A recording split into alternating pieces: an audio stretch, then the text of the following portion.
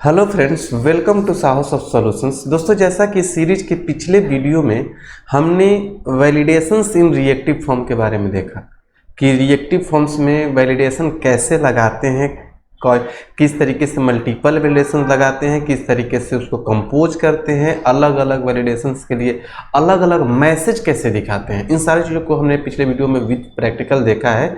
अगर आपने नहीं देखा है तो एक बार जरूर विजिट करिए इसके पिछले वाले वीडियो को, ताकि आपको प्रॉपर नॉलेज रहे।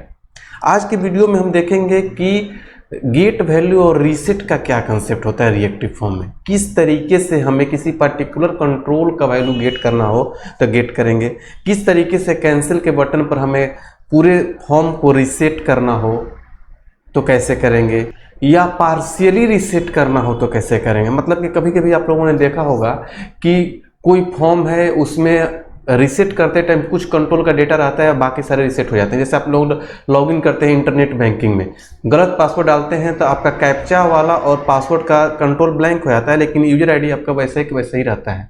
तो वो ऐसा करना हो तो कैसे करेंगे, इन सारे क्वेश्चन का आंसर इस वीडियो में आपको मिलेगा विद प्रैक्टिकल। तो चलिए स्टार्ट करते हैं इस वीडियो ट्यूटोरियल को। सबसे पहले हम बात करते हैं कि गेट वैल्यू मतलब कि जो आप फॉर्म ग्रुप बनाते हैं उसी से डॉट गेट और कंट्रोल का नाम देंगे और डॉट वैल्यू करेंगे तो गेट वैल्यू हो सकता है। ठीक है, रीसेट के लिए दो तीन तरीके बताऊंगा, कौन कौन सा तरीका है, कैसे है, उसके बारे में एक एक करके हम देखने वाले। जो भी हमने यहाँ पर थियोरेटिकल लिख रखा है, ये सब कुछ प्रैक्टिकल करके देखेंगे।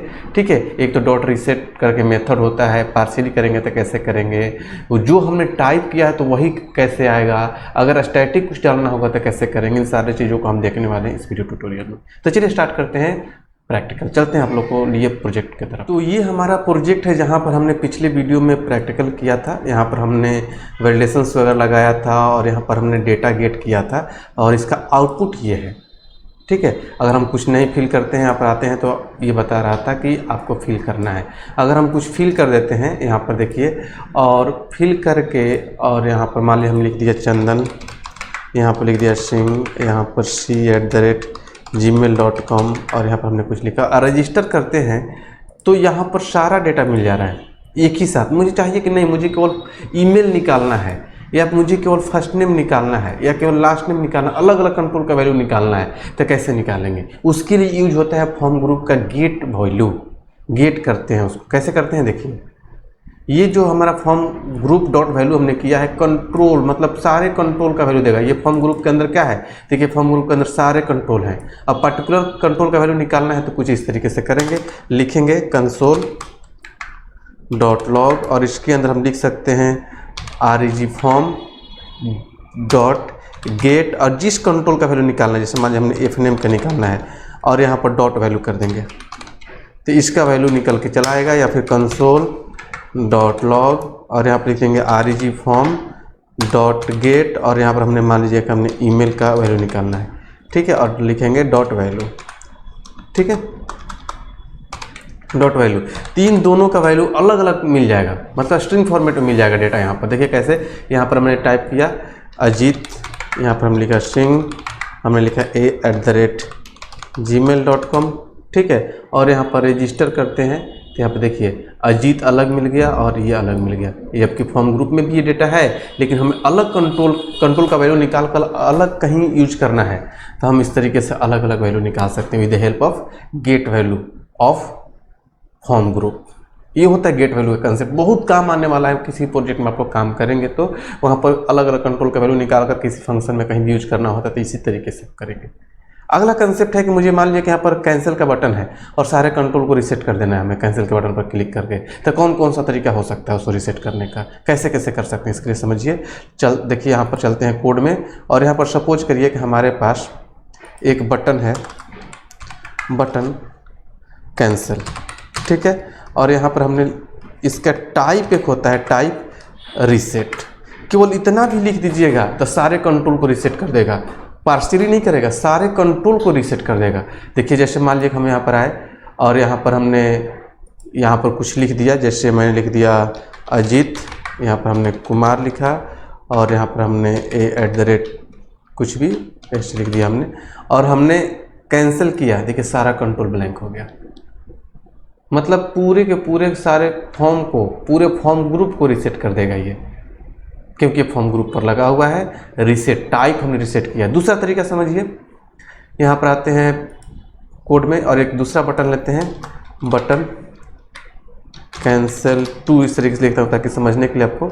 और यहाँ पर हम एक मेथड फायर करेंगे क्लिक इवेंट पर। क्लिक इवेंट लिया हमने और हमने लिखा रीसेट, कोई मेथड बना लीजिए और इसको हम डिफाइन करेंगे टाइप स्क्रिप्ट में, टीएस फाइल में। यहाँ पर आएंगे और टाइप स्क्रिप्ट में आकर यहाँ पर डिफाइन कर लेंगे और लिखेंगे क्या, आरईजी फॉर्म रीसेट। देखिए तो ये भी वही काम करेगा जो अभी आपका कर रहा था, क्या, ये रीसेट टाइप। ये भी पूरे के पूरे फॉर्म ग्रुप को रीसेट कर देगा, क्योंकि पूरे फॉर्म ग्रुप को रीसेट कर रहा हूँ, पार्शियली नहीं करेगा। ठीक है, जैसे देखिए चलते हैं ब्राउज़र पर और यहाँ पर हम कुछ भी लिखते हैं, इस तरीके से कुछ भी लिखते हैं और यहाँ पर कुछ भी इस तरीके से लिखते हैं और कैंसिल टू भी करेंगे तो सारे को ब्लैंक कर दिया। दो तरीका आपने समझा। अब मैं चाहता हूँ कि नहीं रीसेट हो लेकिन मेरा जो हमने फर्स्ट नेम टाइप किया वो रीसेट ना हो। जैसे मैंने बताया कि इंटरनेट बैंकिंग में लॉगिन करते हैं तो पासवर्ड गलत होने से पासवर्ड और कैप्चा का टेक्स्ट बॉक्स तो ब्लैंक हो जाता है, लेकिन यूजर आईडी हमारा वैसा ही रहता है। वो ऐसा करना होता है, हम कैसे करेंगे, मतलब पार्शियली रीसेट कैसे करेंगे। पार्शियली रीसेट करने के लिए हम आएंगे यहाँ पर कोड में, इसको हम कमेंट कर देते हैं। ठीक है, और यहाँ पर लिखते हैं आरईजी फॉर्म डॉट रीसेट। ठीक है, और रीसेट के अंदर कर्ली ब्रैकेट ले लेंगे।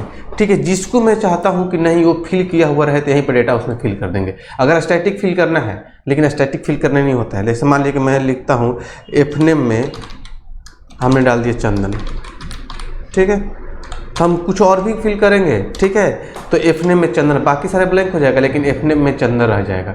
ठीक है, कैसे, देखिए यहाँ पर मैंने लिख दिया अजीत, यहाँ पर हमने सिंह, यहाँ पर हमने लिख दिया a@gmail.com। ठीक है, और कैंसिल टू पर क्लिक करेंगे, देखिए चंदन हो गया, जो कि गलत है। हमने अजीत फिल किया था, अजीत रहना चाहिए था, स्टैटिक हमने फिल कर दिया। अगर स्टैटिक करना है तो आप कर सकते हैं इस तरीके से, और नहीं तो डायनेमिक, मतलब जो आपने टाइप किया था, यूजर ने जो टाइप किया था वही रहना चाहिए। तो आप उसके लिए क्या करेंगे, यहाँ पर देखिए, अब यहाँ पर हम ये गेट वैल्यू लगा देंगे, ये वाला। ठीक है, एफनेम का गेट वैल्यू हम लिख देंगे क्या, आरईजी फॉर्म डॉट गेट और इसके अंदर एफनेम और डॉट वैल्यू। देखिए काम आ गया ना, गेट वैल्यू बहुत काम का चीज़ है। ठीक है, और हमने यहाँ पर लिख दिया गेट वैल्यू। तो अब क्या होगा, जो टाइप करेंगे वही रह जाएगा। आइए यहाँ पर हमने लिख दिया पवन, यहाँ पर लिख दिया हमने कुमार और यहाँ पर हमने p@gmail.com और यहाँ पर जैसे ही कैंसिल पर टू पर क्लिक करेंगे पवन का पवन रह गया, लेकिन इस पर क्लिक करेंगे तो सारा ब्लैंक हो जाएगा। और इस पर क्लिक करेंगे तो जो इसमें टाइप किया हुआ रहेगा वो रह जाएगा। तो ये होता है पार्शियली रीसेट। तो मतलब गेट वैल्यू हम इस तरीके से गेट करते हैं, और रीसेट दो तीन तरीके मैंने बता दिए जिस तरीके से आप रीसेट कर सकते हैं। छोटा सा कंसेप्ट है लेकिन बहुत ही काम का चीज़ है। ये आगे आने वाले वीडियोज में या फिर आगे आने वाले जो प्रोजेक्ट बनेंगे सभी जगह काम आएगा। जो हमने प्रोजेक्ट भी बनाकर आप लोग को दिखाएंगे या फिर आप लोग कहीं कंपनी में काम करेंगे तो वहाँ पर हर जगह ये सब काम आने वाला है। तो इस चीज़ को अच्छे से प्रैक्टिस करिएगा। तो आई होप कि आप लोग को समझ में आ गया होगा कि गेट वैल्यू और रीसेट का क्या कंसेप्ट होता है। फिर भी आपके माइंड में कोई भी कन्फ्यूजन होता है हमारे कमेंट बॉक्स में जरूर शेयर करिएगा, हम आपके कमेंट का रिप्लाई करेंगे। तो चलिए मिलते हैं अगले वीडियो में अगले टॉपिक के साथ, तब तक के लिए थैंक यू सो मच।